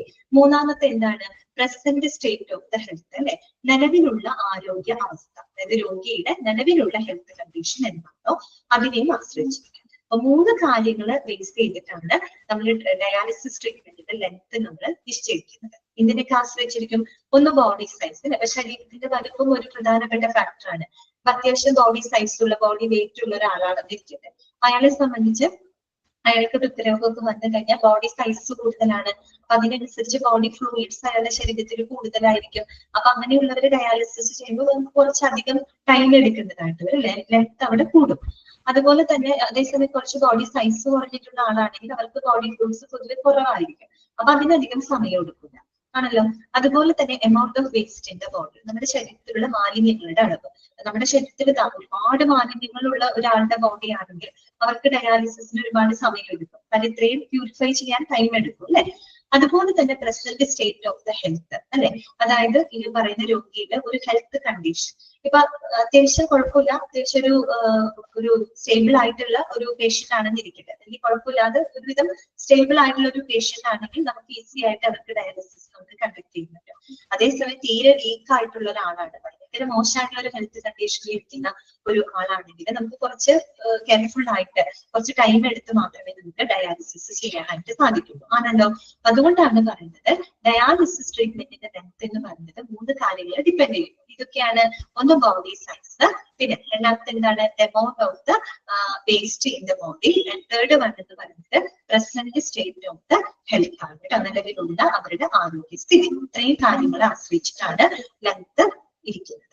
ഓക്കെ. അപ്പൊ ഈ ഒരു പാരഗ്രാഫിനകത്ത് നമ്മൾ പഠിക്കേണ്ട 2 പോയിന്റുകൾ നമുക്ക് പഠിക്കാനുള്ളൂ. ഒന്ന് വന്നിട്ട് 1940-ലാണ് ആദ്യമായിട്ട് ഡയാലിസിസ് ഫലപ്രദമായിട്ട് ഉപയോഗപ്പെടുത്തിയത്. രണ്ടാമത് നമ്മൾ പറഞ്ഞ പോയിന്റ് ഇതാണ്, ഒരു ഡയാലിസിസ് ട്രീറ്റ്മെന്റിന്റെ ലെങ്ത് എന്ന് പറയുന്നത് ബോഡി സൈസിന്റെയും amount of waste in the body, അതുപോലെ present state of the health condition, ഈ 3 കാര്യങ്ങളെ ആശ്രയിച്ചിട്ടാണ് ഇരിക്കുന്നത്. ഈ 2 പോയിന്റുകളാണ് നമ്മൾ ഇത്രയും പഠിച്ചത്. നമുക്ക് നോട്ട് ചെയ്യേണ്ടത് കേട്ടോ. ഓക്കെ ആണോ? മനസ്സിലായോ പറഞ്ഞത്? ഓക്കെ ആണല്ലോ. ശരി. അടുത്തത് കേട്ടോ. നെക്സ്റ്റ് നമ്മൾ പറയുന്നത് യൂസസ് ആണ് കേട്ടോ. യൂസസ്, അതായത് ഒരു ഡയാലിസിസ് ഏതൊക്കെ സാഹചര്യങ്ങളിൽ എവിടെയൊക്കെയാണ് നമ്മൾ ഡയാലിസിസ് ഉപയോഗപ്പെടുത്തുന്നത്, അതാണ് അവിടെ നമ്മൾ കാണാനായിട്ട് പോകുന്നത്. അതുകൊണ്ട് ശ്രദ്ധിക്കണം, ഇമ്പോർട്ടന്റ് ആയിട്ടുള്ള ഭാഗങ്ങളാണ്. യൂസസ് ആണ് കേട്ടോ. ഏതൊക്കെ സാഹചര്യങ്ങളിൽ, ഏതൊക്കെ സിറ്റുവേഷനുകളിലാണ് നമ്മൾ ഡയാലിസിസ് പ്രയോജനപ്പെടുത്തുന്നത് നോക്കാം. Dialysis is beneficial for the 2 different situations. 2 situations അവിടെ പറയുന്നുണ്ട്. ഇതൊക്കെയാണ്. ഒന്നാമത്തെ സിറ്റുവേഷൻ നോക്കിയേ. Dialysis may be used for the patients who have recently lost the kidney function. Recently lost the kidney function എന്നുള്ളത് ജസ്റ്റ് ഒന്ന് നിങ്ങൾ അണ്ടർലൈൻ ചെയ്ത് വെച്ചേ. എന്താണ്? the patients who have recently lost the kidney functions. അതിന് എന്താ നമ്മൾ പറയാ? acute renal failure. എന്താണ് പറയാ? acute renal failure അഥവാ ARF. അവിടെ എഴുതി വെച്ചോട്ടാ, ARF. ചുരുക്കിയിട്ട് നമ്മൾ എങ്ങനെ പറയും? ARF. ARF എന്ന് പറഞ്ഞാൽ എന്താണ്? acute renal failure എന്ന് പറഞ്ഞു കഴിഞ്ഞാൽ ഈ റീസെന്റ് ആയിട്ട്, അടുത്തിടെയായിട്ട് കിഡ്നിയുടെ പ്രവർത്തനം തകരാറിലായിട്ടുള്ള പേഷ്യൻസ്, അങ്ങനെയുള്ളവരിൽ നമ്മൾ എന്ത് ഉപയോഗിക്കുന്നുണ്ട്? ഡയാലിസിസ് ഉപയോഗപ്പെടുത്തുന്നുണ്ട്. അങ്ങനെയുള്ള, അതാണ് പറഞ്ഞത്, patients who have recently lost the kidney functions. ആ ഒരു സാഹചര്യത്തിനെയാണ് നമ്മൾ അക്യൂട്ട് റീനൽ ഫെയിലിയർ, പെട്ടെന്ന് ഉണ്ടാകുന്ന ഒരു റീനൽ ഫെയിലിയർ ആണ്. റീനൽ എന്ന വാക്ക് that is related to kidney. ഇത് മറക്കരുത് കേട്ടോ. റീനൽ എന്ന വാക്ക് എന്തുമായിട്ട് റിലേറ്റഡ് ആണ്? കിഡ്നിയുമായിട്ട് റിലേറ്റഡ് ആണ് കേട്ടോ. അതിനെയാണ് നമ്മൾ അക്യൂട്ട് റീനൽ ഫെയിലിയർ അഥവാ ARF എന്ന് പറയുന്നത്. അതാണ് ഒന്നാമത്തെ സാഹചര്യം. ഓക്കെ. രണ്ടാമത്തെ നോക്കിയേ, used for the patients who have permanently lost the kidney function. Permanently underline ചെയ്യാം കേട്ടോ. Permanently lost the kidney functions. ബ്രാക്കറ്റിൽ പറയുന്നുണ്ട് chronic or end stage renal failure എന്നാണ് പറയാം. എന്താണ് പറയാ? ക്രോണിക് അഥവാ എൻഡ് സ്റ്റേജ് റീനൽ ഫെയിലിയർ എന്ന് പറയും. എന്ന് പറഞ്ഞാല് അതായത് ശാശ്വതമായിട്ട് തന്നെ പെർമനന്റ് ആയിട്ട് തന്നെ വൃക്കയുടെ പ്രവർത്തനം നിലച്ചു പോയിട്ടുള്ള രോഗികൾ, അല്ലെ, വൃക്ക തകരാറ് സംഭവിച്ചിട്ടുള്ള രോഗികളാണെങ്കിൽ അങ്ങനെയുള്ളവർക്ക് നമ്മൾ എന്ത് ഉപയോഗിക്കുന്നുണ്ട്? ഡയാലിസിസ് ഉപയോഗിക്കുന്നുണ്ട്. ആ ഒരു സാഹചര്യത്തിനെയാണ് നമ്മൾ ക്രോണിക് എന്ന് വെച്ചാൽ പെർമനന്റ് ആയി കഴിഞ്ഞു, ലെഫ്റ്റ് മാറാത്ത ലെവലിൽ ആയി കഴിഞ്ഞു. എൻഡ് സ്റ്റേജ്, അല്ലെ, എൻഡ് സ്റ്റേജ് ആണ്, ഇനി വേറെ മാർഗമില്ല, നിങ്ങൾക്ക് എന്തേ മാർഗമുള്ളൂ? കിഡ്നി ട്രാൻസ്പ്ലാന്റ് ചെയ്യാം, അത് മാത്രമേ അതിന്റെ മുമ്പിലുള്ള മാർഗമുള്ളൂ, അല്ലെ. ആ രീതിയിൽ എൻഡ് സ്റ്റേജ് റീനൽ ഫെയിലിയർ എന്നാണ് ഇതിന് പറയുക. ഈ രണ്ട് വ്യത്യസ്ത സാഹചര്യങ്ങളിലാണ് നമ്മൾ ഡയാലിസിസ് ഉപയോഗിക്കുന്നത്. ഏതൊക്കെയാണ്? ഒന്ന് അക്യൂട്ട് റീനൽ ഫെയിലിയർ അഥവാ ARF, മറ്റൊന്ന് chronic or end stage renal failure. രണ്ടിന്റെ വ്യത്യാസം മനസ്സിലായല്ലോ? ARF എന്ന് പറഞ്ഞാൽ patients who have recent lost the kidney function ആണ്. ഓക്കെ, ക്രോണിക് പേരിൽ നിന്ന് കിട്ടും, അല്ലെ. ക്രോണിക് അഥവാ എൻഡ് സ്റ്റേജ് കിഡ്നി ഫെയിലിയർ എന്ന് പറഞ്ഞാൽ എന്താണ്? The patients who have permanently lost the kidney function. Clear ആയല്ലോ പറഞ്ഞത്? ഓക്കെ ആണല്ലോ?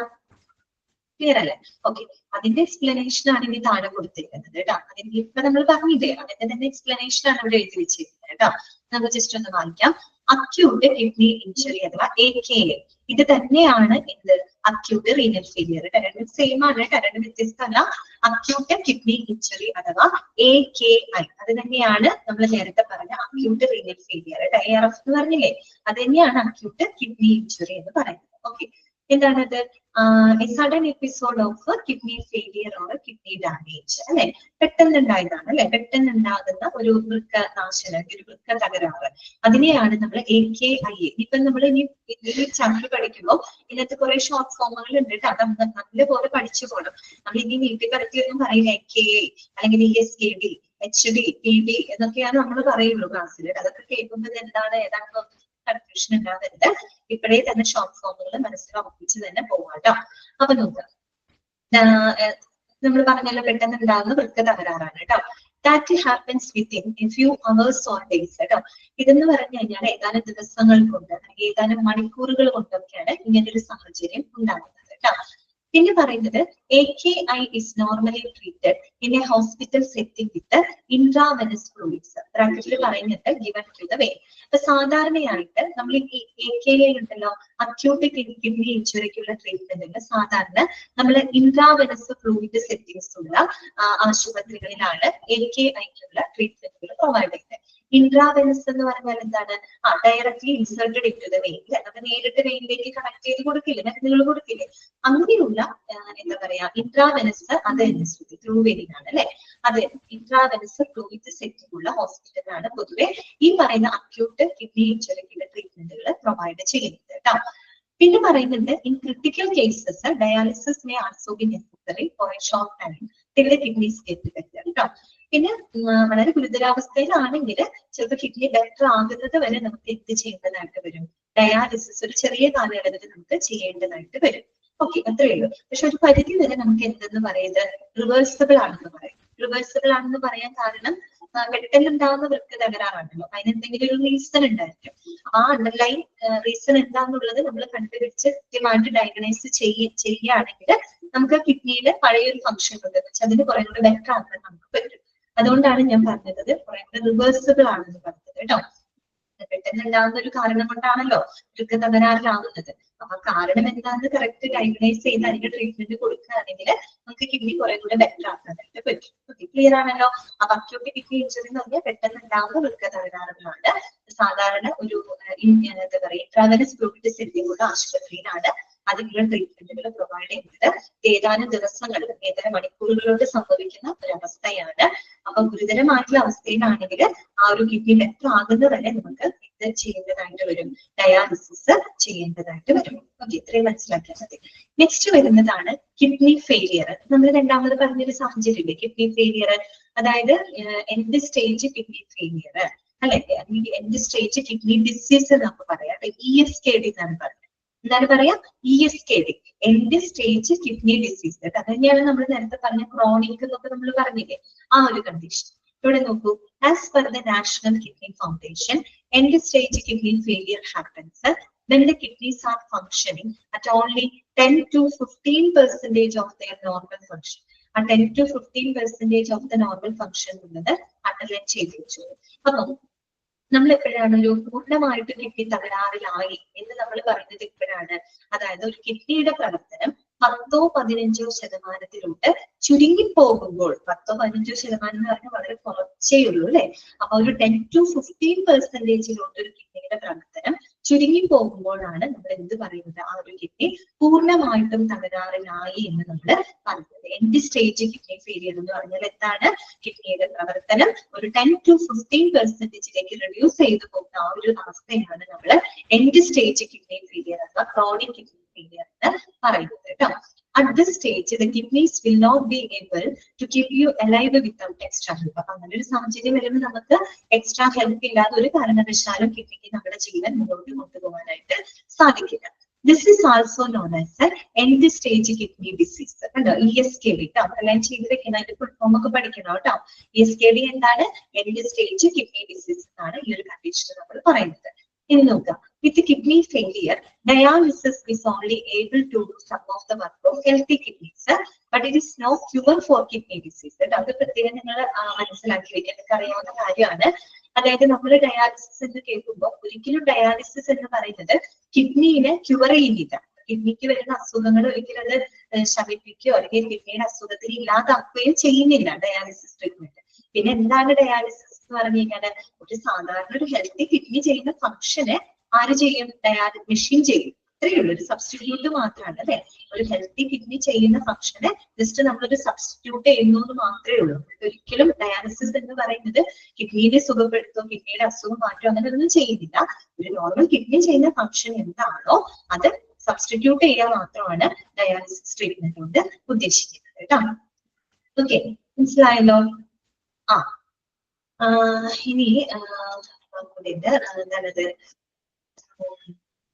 With the ESKD, the patient will require dialysis for the rest of your life or until he or she is able to get a kidney transplant. നേരത്തെ പറഞ്ഞതാണ് അല്ലെ, പൂർണ്ണമായിട്ട് kidney തകരാറിലായി. അപ്പൊ തീർച്ചയായിട്ടും അവരുടെ ജീവൻ മുന്നോട്ട് കൊണ്ടുപോകണമെങ്കിൽ ഡയാലിസിസ് ആവശ്യം വരും. ഏതുവരെ?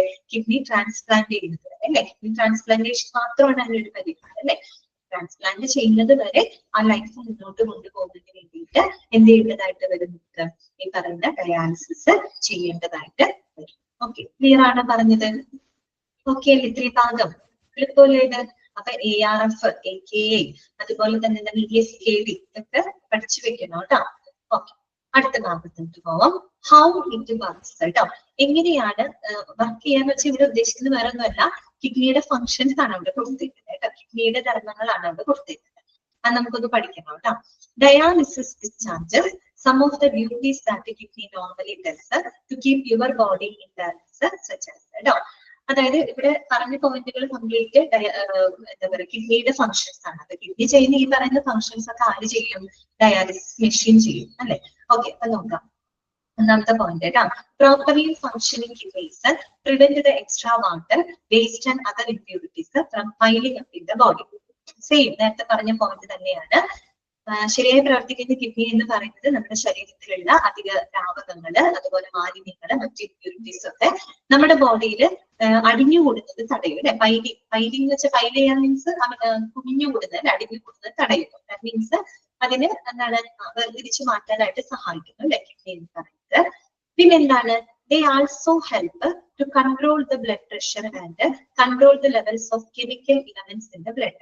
These elements may be sodium and potassium. അതും നമ്മൾ നേരത്തെ പറഞ്ഞതാണ് അല്ലെ. നമ്മുടെ രക്തസമ്മർദ്ദം നിയന്ത്രിക്കാനായിട്ട് ആര് സഹായിക്കുന്നുണ്ട്? കിഡ്നി സഹായിക്കുന്നുണ്ട് അല്ലെ. പ്രത്യേകിച്ച് നമ്മുടെ ബ്ലഡിനകത്തുള്ള പല കെമിക്കൽ ഇലമെന്റ്സുകളുടെ ലെവലുകൾ ബാലൻസ് ചെയ്യുന്നത് ആരാണ്? കിഡ്നിയാണ്. ഈ കെമിക്കൽ ഇലമെന്റ്സ് എന്നതുകൊണ്ട് ഉദ്ദേശിക്കുന്നത് എന്താണ്?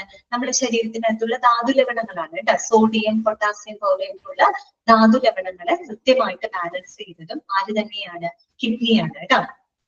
അതുപോലെ നോക്കൂ, kidneys even activate A form of vitamin B that enhances the absorption of calcium. അതായത് നമ്മുടെ ശരീരത്തിന്റെ കാൽസ്യത്തിന്റെ അബ്സോർപ്ഷന് സഹായിക്കുന്ന വിറ്റാമിൻ ബിനെ ആക്ടിവേറ്റ് ചെയ്യുന്നതിന്, അതിന്റെ കുറേയും കൂടെ എന്താണ് പറയുന്നത്, ആക്ടിവേറ്റ് ചെയ്യുന്നതിനായിട്ടും എന്ത് സഹായിക്കുന്നുണ്ട്?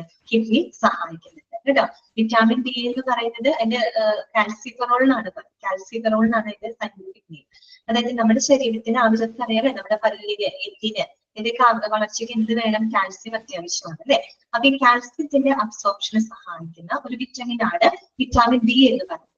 ഈ വിറ്റാമിൻ ഡിയുടെ ആക്ടിവേഷൻ, ആ വിറ്റാമിൻ ഡി കുറെ കൂടെ ആക്ടിവേറ്റ് ചെയ്യുന്നതിനായിട്ട് സഹായിക്കുന്ന ഒരു ഓർഗനാണ് കിഡ്നി എന്ന് പറയുന്നത്. കിഡ്നി തകരാറിലായി എന്ത് സംഭവിക്കും? വിറ്റാമിൻ ഡിയുടെ ആക്ടിവേഷൻ കുറയും, സ്വാഭാവികമായിട്ട് നമുക്ക് കാൽസ്യം ഡെഫിഷ്യൻസി മറ്റു വരും. അതേ തുടർന്ന് വേറെ ഒരുപാട് പ്രശ്നങ്ങൾ നമുക്ക് ഫേസ് ചെയ്യേണ്ടതായിട്ട് വരും. ഓക്കെ, ഇനി നോക്കൂ, ഇത്രയും കാര്യങ്ങളാണ് നമ്മുടെ കിഡ്നിയുടെ ഫങ്ഷൻസ് ആണ് നമ്മൾ ഈ പറഞ്ഞത് കേട്ടോ. ഇനി അടുത്ത നോക്കുക, when the kidneys are unable to perform these functions due to disease or injury, it is dialysis that can help the body run as normally as possible. Without dialysis, salt and other waste product will pile up in the blood, poison the body and damage other organs. നമ്മൾ ഈ പറഞ്ഞ 3 പോയിന്റും കിഡ്നിയുടെ functions ആണ് അല്ലെ? ഈ പറയുന്ന ഫങ്ഷൻസുകൾ കിഡ്നിക്ക് ചെയ്യാൻ സാധിക്കാതെ വരുന്ന സാഹചര്യത്തിൽ, കിഡ്നിക്ക് എന്തെങ്കിലും തകരാറ് സംഭവിച്ചു അല്ലെങ്കിൽ എന്തെങ്കിലും അസുഖങ്ങൾ മൂലം ഈ പറയുന്ന ഫങ്ഷൻസ് കിഡ്നിക്ക് ചെയ്യാൻ സാധിക്കാതെ വരുമ്പോൾ നമ്മുടെ ജീവൻ നിലനിർത്താൻ നമ്മൾ സഹായിക്കുന്ന ഈ ഒരു മാർഗം എന്ന് പറയുന്നത് ഡയാലിസിസ് ആണ് അല്ലെ? അപ്പോൾ നമ്മൾ ഡയാലിസിസ് ചെയ്തില്ല, അങ്ങനെയുള്ള സാഹചര്യത്തിൽ നമ്മൾ ഡയാലിസിസ് ചെയ്തില്ലെങ്കിൽ ഇത് സംഭവിക്കും. എന്താ സംഭവിക്കുക? Salt and other waste product will pile up in the blood അല്ലെ? നമ്മുടെ ബ്ലഡിനകത്ത് ഈ പറയുന്ന ധാതു ലവണങ്ങൾ, വേസ്റ്റുകളൊക്കെ ബ്ലഡിനകത്ത് അടിഞ്ഞുകൂടും. ദാറ്റ് പോയിസൺ ദ ബോഡി അല്ലെ? നമ്മുടെ ബോഡിയിൽ അത് പോയിസൺ ആക്കും. ആൻഡ് ഡാമേജ് അതർ ഓർഗൻസ്, മറ്റു പല ഓർഗൻസുകളെ നശിപ്പിക്കും. സ്വാഭാവികമായിട്ട് രോഗി മരണത്തിലോട്ട് എന്തെങ്കിലും ചെയ്യും അല്ലെ? ഓക്കെ, ക്ലിയർ ആയല്ലോ പറഞ്ഞത്? അപ്പൊ ആദ്യത്തെ 3 പോയിന്റ് കിഡ്നിയുടെ ഫങ്ഷൻസ് ആണ് അവിടെ പറയുന്നത് കേട്ടോ. ഇത്രയും ഓക്കെയാണ്, മനസ്സിലായില്ലേ? ഇനി നമ്മള് മെയിൻ ഭാഗത്തോട്ട് കടക്കാണ് കേട്ടോ. ഇനി നമുക്ക് പഠിക്കാനുള്ളത് ടൈപ്സ് ഓഫ് ഡയാലിസിസ് ആണ് കേട്ടോ. നമുക്ക് ഡയാലിസിസിന്റെ ടൈപ്പുകളാണ് ഇങ്ങനെ പഠിക്കാനായിട്ടുള്ളത്. അപ്പൊ പ്രധാനമായിട്ടും ഇതൊക്കെ ഇമ്പോർട്ടന്റ് ഭാഗമാണ് കേട്ടോ, ശ്രദ്ധിച്ചു കഴിയുക. ഡയാലിസിസ് പ്രധാനമായിട്ടും 2 ടൈപ്പാണ് ഉള്ളത്. അപ്പൊ നിങ്ങളുടെ ഇതിനകത്തൊരു മൂന്നാമതൊരു ടൈപ്പ് എന്നുള്ള രീതിയിൽ കൊടുത്തിട്ടുണ്ട്, സി ടൈപ്പ് എന്ന് പറഞ്ഞ് കൊടുത്തിട്ടുണ്ട്, സി വന്നിട്ട്. പക്ഷെ അത് അങ്ങനെ പറയേണ്ട കാര്യം, അതും ഹീമോഡയാലിസിസിൽ വരുന്നൊരു സംഭവം തന്നെയാണ് കേട്ടോ. അപ്പൊ പ്രധാനമായിട്ടും നമ്മുടെ ഡയാലിസിസ് 2 ടൈപ്പാണ് ഉള്ളത്, ഹീമോഡയാലിസിസും പെരിറ്റോണിയൽ ഡയാലിസിസും. ഇതാണ് പറഞ്ഞത്, ഹീമോഡയാലിസിസും പെരിറ്റോണിയൽ ഡയാലിസിസും. അതിനകത്ത് പെരിറ്റോണിയൽ ഡയാലിസിസ് അവിടെ നിൽക്കട്ടെ, അത് നമുക്ക് അതിലേക്ക് എത്താം. അതിന് മുമ്പ് നമുക്ക് ആദ്യം പഠിക്കേണ്ടത് ഹീമോഡയാലിസിസ് ആണ് കേട്ടോ. അതാണ് ഹീമോഡയാലിസിസ്. അപ്പൊ ആദ്യം ഞാൻ അതിനെപ്പറ്റി ഒന്ന് ജസ്റ്റ് ഒന്ന് പറഞ്ഞു തരാം, എന്നിട്ട് നമുക്ക് വായിക്കാം കേട്ടോ. അപ്പൊ അതാവും കുറച്ചും കൂടെ നമുക്ക് പഠിക്കാൻ എളുപ്പമായിരിക്കും കേട്ടോ. എന്താണ് ഹീമോഡയാലിസിസ് എന്ന് പറഞ്ഞാൽ? ഹീമോ എന്ന വാക്കിന്റെ അർത്ഥം എന്താണ്? ഹീമോ എന്ന് പറയുന്ന വാക്ക് that is related to blood ആണല്ലോ. ഓക്കെ, അതന്നെ ബ്ലഡ് ആണ് അല്ലെ? ബ്ലഡുമായിട്ട് ബന്ധപ്പെട്ട പേരാണ് അല്ലെ ഹീമോ എന്ന് പറയുന്നത്. ഹീമോഡയാലിസിസ് അതിനെ നമ്മൾ ചുരുക്കി HD എന്നാണ് പറയാ കേട്ടോ. അതിനകത്ത് എങ്ങനെയാണ് നമ്മൾ ചെയ്യുന്നത്? നമ്മുടെ ശരീരത്തിന് വെളിയിലോട്ട് ബ്ലഡിനെ കൊണ്ടുവരികയാണ് അല്ലെ? നമ്മുടെ ശരീരത്തിന് പുറത്തോട്ട് ബ്ലഡിനെ കൊണ്ടുവന്നിട്ട് ആ ബ്ലഡിനെ നമ്മൾ ഒരു ഡയാലിസിസ് മെഷീൻ ഉണ്ട് കേട്ടോ, ഒരു ഡയാലിസിസ് മെഷീൻ ഉണ്ട്. ഈ മെഷീനകത്ത് ഒരു എന്താണ് സ്പെഷ്യലൈസ്ഡ് ഒരു മെംബ്രെയിൻ ഉണ്ട്. ഒരു മെംബ്രെയിൻ മീൻസ് ഒരു അരിപ്പയുണ്ട്. ഓക്കെ, സ്പെഷ്യലൈസ്ഡ് മെംബ്രെയിൻ ഉണ്ട്. അതിന് നമ്മൾ പറയാ ഡയലൈസർ എന്നാണ് പറയാ. എന്താണ് പറയാ? ഡയലൈസർ കേട്ടോ.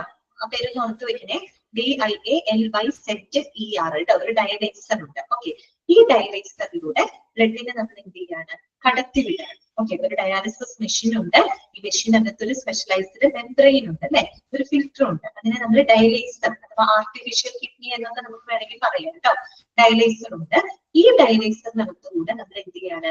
ബ്ലഡിനെ കടത്തിവിടാണ്. അപ്പൊ സ്വാഭാവികമായിട്ട് എന്ത് സംഭവിക്കും? ആ ബ്ലഡിനകത്തുള്ള എല്ലാവിധ ഇമ്പ്യൂരിറ്റീസും മാലിന്യങ്ങളൊക്കെ അവിടെ ഫിൽട്ടർ ചെയ്യപ്പെടും അല്ലെ? അരിച്ചു മാറ്റും. അങ്ങനെ ഫിൽട്ടർ ചെയ്ത ബ്ലഡിനെ തിരിച്ച് നമ്മൾ ഇതേ ഡയാലിസിസ് മെഷീന്റെ സഹായത്തോടു കൂടി ശരീരത്തിനകത്തേക്ക് കയറ്റി വിടുകയാണ്. ഇതാണ് എന്ത്? ഹീമോഡയാലിസിസ് എന്ന് പറയുന്നത്. ഇത്രയേ ഉള്ളൂ. അപ്പൊ ഹീമോഡയാലിസിസ് എന്ന് പറഞ്ഞു കഴിഞ്ഞാൽ ഇതാണ് നമ്മുടെ ശരീരത്തിന് വെളിയിലോട്ട് ബ്ലഡിനെ നമ്മൾ കൊണ്ടുവരുന്നു അല്ലെ? എന്നിട്ട് ഒരു ഡയാലിസിസ് മെഷീൻ ഉണ്ട്. ഈ മെഷീനകത്ത് ഒരു സ്പെഷ്യലൈസ്ഡ് ആയിട്ടൊരു മെംബ്രെയിൻ ഉണ്ട്, ഫിൽട്ടർ ഉണ്ട്, അരിപ്പ. ഓക്കെ, അതിന് നമ്മള് ഡയലൈസർ അഥവാ ആർട്ടിഫിഷ്യൽ കിഡ്നി എന്നൊക്കെ പറയാം കേട്ടോ. ഡയലൈസർ എന്നാണ് പറയുന്നത്, ഡയലൈസർ. ഈ ഡയലൈസറിലൂടെ നമ്മൾ ബ്ലഡിനെ കടത്തിവിടാണ്. ഇങ്ങനെ കടത്തിവിടുമ്പോൾ ആ ബ്ലഡിനകത്തുള്ള മാലിന്യങ്ങൾ, ഇമ്പ്യൂരിറ്റീസ് എല്ലാം തന്നെ ഫിൽട്ടർ ചെയ്യപ്പെടും. ഓക്കെ, അരിച്ചു മാറ്റപ്പെടുന്നത്. അങ്ങനെ ഫിൽട്ടർ ചെയ്തിട്ടുള്ള ഈ ബ്ലഡിനെ ഡയാലിസിസ് മെഷീന്റെ സഹായത്തോടെ വീണ്ടും നമ്മൾ തിരിച്ച് ശരീരത്തിനകത്തേക്ക് കയറ്റിവിടുന്നത്. ഈ ഒരു പ്രൊസീജിയറിനെയാണ് നമ്മൾ ഹീമോഡയാലിസിസ് എന്ന് പറയുന്നത്. ഓക്കെ ആണോ? ഇനി അവിടെ എഴുതിയിട്ടുള്ളത് നമുക്ക് വായിക്കാം. എന്താണ് ഹീമോഡയാലിസിസ് അഥവാ HD? The most common type of dialysis haemodialysis. ഏറ്റവും കോമൺ ആയിട്ടുള്ള ഡയാലിസിസ് എന്ന് പറയുന്നത് ഹീമോഡയാലിസിസ് ആണ്. ഇനി എന്താണ് ഹീമോഡയാലിസിസ് എന്നുള്ളതിന് കൃത്യമായിട്ടുള്ള ഡെഫിനിഷൻ അവിടെ കൊടുത്തിട്ടുണ്ട്. അപ്പൊ വായിക്കാം. Haemodialysis is a method in which a dialysis machine and a special filter, ഞാൻ പറഞ്ഞ ഒരു സ്പെഷ്യൽ ഫിൽറ്റർ ഉണ്ടെന്ന്, ആ special filter called an artificial kidney or a dialyzer. അതാണ് നമ്മൾ ആ ഫിൽറ്ററിനെ പറയാ, ഇതിനെ നമ്മൾ എന്താ പറയാ, ആർട്ടിഫിഷ്യൽ കിഡ്നി എന്ന് പറയാം, അല്ലെങ്കിൽ ഡയലൈസർ എന്ന് പറയാം അല്ലെ. Dialyser is used. This artificial kidney is also called hemodialyzer എന്ന് പറയാം. ഹീമോ എന്ന് പറയാൻ വേറെ ഒന്നും അല്ല, ബ്ലഡ് കടത്തി വിടുന്നത് കൊണ്ടാണ് അങ്ങനെ പറയുന്നത് കേട്ടോ. അപ്പൊ ഹീമോഡയാലിസർ എന്ന് നമുക്ക് പറയാം. It eliminates the waste and surplus fluids from the blood അല്ലെ. ഇത് എന്ത് ചെയ്യുന്നു? നമ്മളെ ബ്ലഡിനകത്തുള്ള വേസ്റ്റിനെ എലിമിനേറ്റ് ചെയ്യുന്നു, അതിന്റെ ദ്രാവകങ്ങളെ എലിമിനേറ്റ് ചെയ്യുന്നു. പിന്നെയോ the filtered blood is then send back to the body with the help of a dialysis machine. എന്നിട്ട് ഈ ഡയാലിസിസ് മെഷീന്റെ സഹായത്തോടുകൂടി വീണ്ടും ഈ ഫിൽറ്റർ ചെയ്തിട്ടുള്ള ബ്ലഡിനെ, പ്യൂരിഫൈ ചെയ്ത ബ്ലഡിനെ ശരീരത്തിനകത്തേക്ക് കയറ്റിയിരുന്നു. This process is called haemodialysis. Okay ആണോ? ഓക്കെ ആണോ? മനസ്സിലായോ പറഞ്ഞത്? ഹീമോഡയാലിസിസ് ഓക്കെ അല്ലേ നിങ്ങൾക്ക്? ഓക്കെ. ഇനി പറയുന്ന കാര്യം ഒന്ന് ശ്രദ്ധിക്കണം കേട്ടോ. അതായത് നമ്മള് ഹീമോഡയാലിസിസ് പറഞ്ഞപ്പോ നമ്മൾ പറഞ്ഞു ബ്ലഡിന് നമുക്ക് എന്ത് ചെയ്യണം? ശരീരത്തിന്റെ വെളിയിലോട്ട് കൊണ്ടുവരണ്ടേ? അങ്ങനെ കൊണ്ടുവരണമെങ്കിൽ നമുക്ക് എന്ത് ചെയ്യണം? ചെറിയൊരു ഓപ്പണിംഗ് നമുക്ക് ക്രിയേറ്റ് ചെയ്യേണ്ടേ? വേണം അല്ലെ. നമ്മുടെ ശരീരത്തിന്റെ വെറുതെ കുഞ്ഞു സൂചി വെച്ച് നമുക്ക് എടുക്കാൻ പറ്റുമോ? ശരീരത്തിലെ മൊത്തം ബ്ലഡ് നമുക്ക് പ്യൂരിഫൈ ചെയ്യുന്നത് അല്ലെ. അതിനെ നമുക്ക് വെളിയിലോട്ട് കൊണ്ടുവരണം, പുറത്തോട്ട് നമുക്ക് കൊണ്ടുവരണം. അപ്പൊ എന്ത് വേണം? നമ്മളൊരു ഓപ്പണിംഗ് ക്രിയേറ്റ് ചെയ്യണം അല്ലെ. നമ്മുടെ ശരീരത്തിൽ ഒരു ഓപ്പണിംഗ് നമ്മൾ ക്രിയേറ്റ് ചെയ്യണം. ആ ഒരു ഓപ്പണിങ്ങിലൂടെയാണ് നമുക്ക് ഈ പറയുന്ന ബ്ലഡിനെ പുറത്തോട്ട് കൊണ്ടുവരാനും തിരിച്ച് നമ്മളെ കയറ്റി വിടുന്നത് എല്ലാം തന്നെ ഈ ഒരു ഓപ്പണിങ്ങിലൂടെയാണ് ആണല്ലോ. ഓക്കെ. ആ ഒരു ഓപ്പണിംഗ് ക്രിയേറ്റ് ചെയ്യാനായിട്ട് നമ്മൾ എന്ത് ചെയ്യും? ഡയാലിസിസിന് മുമ്പായിട്ട് ഈ ഒരു ഓപ്പണിംഗ് നമുക്ക് ക്രിയേറ്റ് ചെയ്യണം. ആ ഓപ്പണിംഗ് നമ്മൾ ക്രിയേറ്റ് ചെയ്യുന്ന ഒരു സർജറിയിലൂടെയാണ്. ഓക്കെ. എന്താണ്? ഒരു സർജറിയിലൂടെയാണ്. ആ ഓപ്പണിങ്ങിന് നമ്മൾ എന്താ പറയാന്നറിയോ? വാസ്കുലാർ ആക്സസ് സൈറ്റ് എന്നാണ് പറയാ. ഓപ്പണിങ്ങിന് എന്താ പറയാ? വാസ്കുലർ ആക്സസ് സൈറ്റ് എന്നാണ് പറയാ. എന്താണ് വാസ്കുലർ എന്ന് പറയുന്ന വാക്ക് എന്തുമായിട്ട് റിലേറ്റഡ് ആണ്?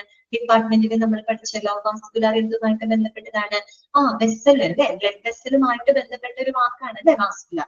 അപ്പൊ വാസ്കുലർ ആക്സസ് സൈറ്റ് എന്ന് പറയുന്നത് എന്തായിരിക്കും? നമ്മളുടെ ഏതെങ്കിലും അനുയോജ്യമായിട്ടുള്ള ബ്ലഡ് വെസലിന് നമ്മൾ എന്ത് ചെയ്യാണ്? ഒരു ഓപ്പണിംഗ് ക്രിയേറ്റ് ചെയ്യാണ് അല്ലെ.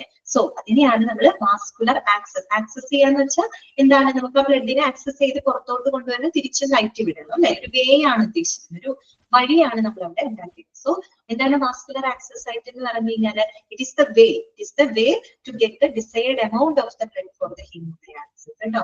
ഹീമോഡയാലിസിസിന് ആവശ്യമായിട്ടുള്ള ആ ഒരു ഡിസൈർഡ് എമൗണ്ട് ബ്ലഡ് കിട്ടാനായിട്ട് നമ്മൾ ഉണ്ടാക്കുന്ന ആ ഒരു പാത, ഒരു വഴി അല്ലെ, ഒരു ഓപ്പണിംഗ്, അതിനെയാണ് നമ്മൾ വാസ്കുലർ ആക്സസ് സൈറ്റ് എന്നതുകൊണ്ട് ഉദ്ദേശിക്കുന്നത്. ഓക്കെ. അപ്പൊ ആ ഒരു ആക്സസ് സൈറ്റ് ഉണ്ടാക്കാനായിട്ട് നമുക്ക് ഒരു സർജറി ആവശ്യമായിട്ട് വരും. അപ്പോ അത് 3 ടൈപ്പാണ് വാസ്കുലർ ആക്സസ് സൈറ്റിന് നമുക്ക് ക്രിയേറ്റ് ചെയ്യാനായിട്ട് പറ്റുന്നത്. ഓക്കെ. അത് ഞാൻ പറയുന്നത് ഒന്ന് ശ്രദ്ധിച്ച് കേൾക്കാം, എന്നിട്ട് നമുക്ക് വായിക്കാം കേട്ടോ. അതായിരിക്കും കുറച്ചും കൂടെ നല്ലത്. അപ്പോ ഈ വാസ്കുലർ ആക്സസ് സൈറ്റ് പ്രധാനമായിട്ടും 3 ടൈപ്പാണുള്ളത്. 3 രീതിയിൽ നമുക്ക് വാസ്കുലർ ആക്സസ് സൈറ്റ് ക്രിയേറ്റ് ചെയ്യാം. അതില് 3 ടൈപ്പ് ഏതൊക്കെയാണ്? ഒന്നാമത്തേതാണ് AV ഫിസ്റ്റുല. ഒന്നാമത്തെ എന്താണ്? AV fistula. രണ്ടാമത്തത് AV ഗ്രാഫ്റ്റ്. രണ്ടാമത്തെ എന്താണ്? AV graft. മൂന്നാമത്തെ എന്താണെന്ന് അറിയാമോ? മൂന്നാമത്തെ എന്താണെന്ന് നോക്കിക്കേ. അതായത് വാസ്കുലർ ആക്സസ് കത്തീറ്റർ. ഇതാണ് വാസ്കുലർ ആക്സസ് കത്തീറ്റർ. അപ്പൊ 3 ടൈപ്പാണുള്ളത് കേട്ടോ. 3 രീതിയിൽ നമുക്ക് vascular access site, that means ആ ഓപ്പണിംഗ് നമുക്ക് ക്രിയേറ്റ് ചെയ്യാം. ഏതൊക്കെയാണ് 3 ടൈപ്പ്? ഒന്ന് AV ഫിസ്റ്റുല, രണ്ടാമത്തത് AV ഗ്രാഫ്റ്റ്, മൂന്നാമത്തത് വാസ്കുലർ ആക്സസ് കത്തീറ്റർ. ഇനി ഇവ ഓരോന്ന് എന്താകുന്നത് നമുക്കൊന്ന് മനസ്സിലാക്കണം. ഓക്കെ. അപ്പൊ അതൊന്ന് പറഞ്ഞു തരാം, അതൊന്ന് ശ്രദ്ധിച്ച് കേൾക്കുക. എന്നിട്ട് വായിക്കുമ്പോൾ ഈസി ആയിട്ട് നിങ്ങൾക്ക് മനസ്സിലാക്കാനായിട്ട് പറ്റും. ആദ്യത്തെ വരുന്നതാണ് AV ഫിസ്റ്റുല. ഒന്നാമത്തെ എന്താണ്? AV ഫിസ്റ്റുലയാണ് കേട്ടോ. ഫിസ്റ്റുല. ഓക്കെ. എന്താണ് AV? എന്താണ് നമ്മൾ ഉദ്ദേശിക്കുന്നത്? ആർട്ടീരിയോ വീനസ് ഫിസ്റ്റുല എന്നാണ് കേട്ടോ. എന്താണ്? ആർട്ടീരിയോ വീനസ് ഫിസ്റ്റുല എന്നാണ് അതിന്റെ പൂർണ്ണ രൂപം കേട്ടോ. ആർട്ടറി എന്താണ്? ധമനിയാണ് കേട്ടോ. വീനസ്, വെയിൻ എന്ന് പറഞ്ഞ സിരയാണ് കേട്ടോ, നമുക്കറിയാം. ഓക്കെ. അപ്പൊ ഫിസ്റ്റുല, പൊതുവെ ഫിസ്റ്റുല എന്ന് പറഞ്ഞ വേറൊരു ഫിസ്റ്റുല ഉണ്ട്, അതല്ല ഉദ്ദേശിച്ചത്. ഫിസ്റ്റുല എന്ന് പറഞ്ഞാൽ ഇവിടെ ഉദ്ദേശിക്കുന്നത് എന്താ വെച്ചാൽ നമ്മൾ ഉള്ളു പൊള്ളയായിട്ടുള്ള രണ്ട് ട്യൂബ്സുകൾ തമ്മിൽ ഒരു പരസ്പരം കണക്ട് ചെയ്യുന്നതിനെയാണ് ഇവിടെ ഫിസ്റ്റുല എന്നതുകൊണ്ട് ഉദ്ദേശിക്കുന്നത് കേട്ടോ. ഒരു കണക്ഷൻ ആണ് ശരിക്കും ഫിസ്റ്റുല എന്ന് ഉദ്ദേശിക്കുന്നത്.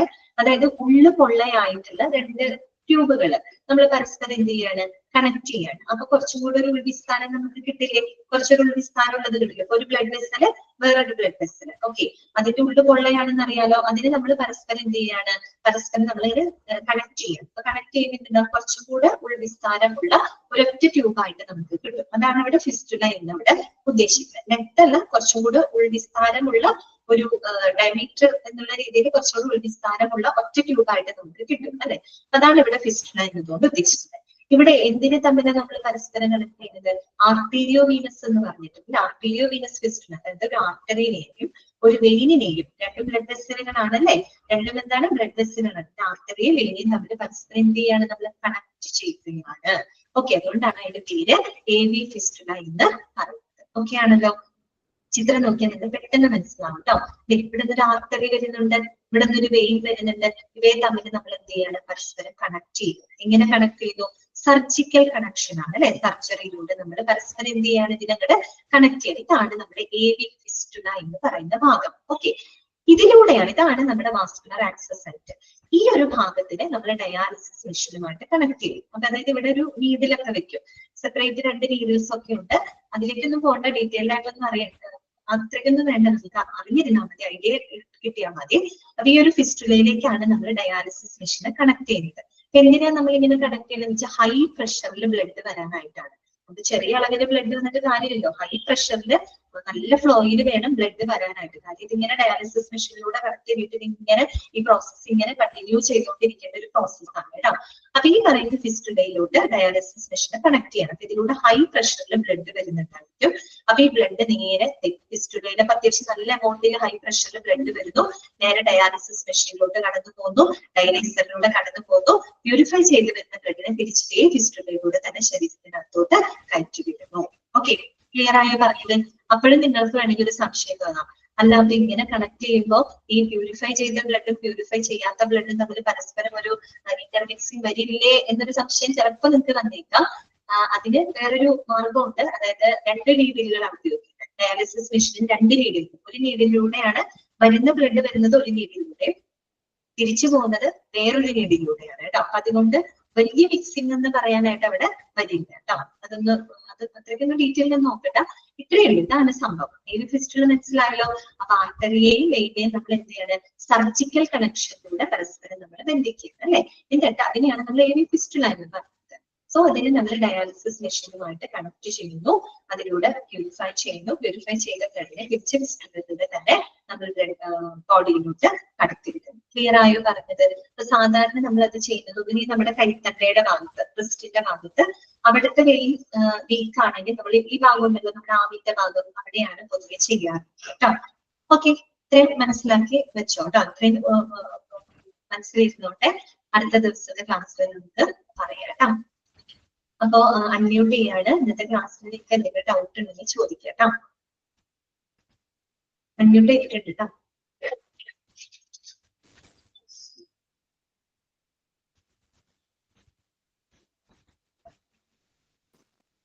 മിസ്, ഇത് കയ്യിൽ മാത്രമേ ചെയ്യുള്ളൂ? അല്ല, കയ്യിൽ മാത്രമല്ല, കയ്യിലാണ് പൊതുവെ ചെയ്യുക. പ്രയോറിറ്റി കൈക്കാണ്. കയ്യിലെ വെയിൻ വീക്ക് ആണെങ്കിൽ ചിലപ്പോൾ കാലിൽ ചെയ്യും കേട്ടോ. കാലിൽ ചെയ്യും. കയ്യിൽ മാത്രമേ ചെയ്യുള്ളൂ എന്നല്ല, ചിലപ്പോൾ ചിലരുടെ കയ്യിലെ വെയിൻ അത്ര ഹെൽത്തി ആയിരിക്കില്ല. അപ്പൊ അങ്ങനെ ചെയ്യാൻ പറ്റുമെങ്കിൽ കാലിൽ കൂടെ ചെയ്യും.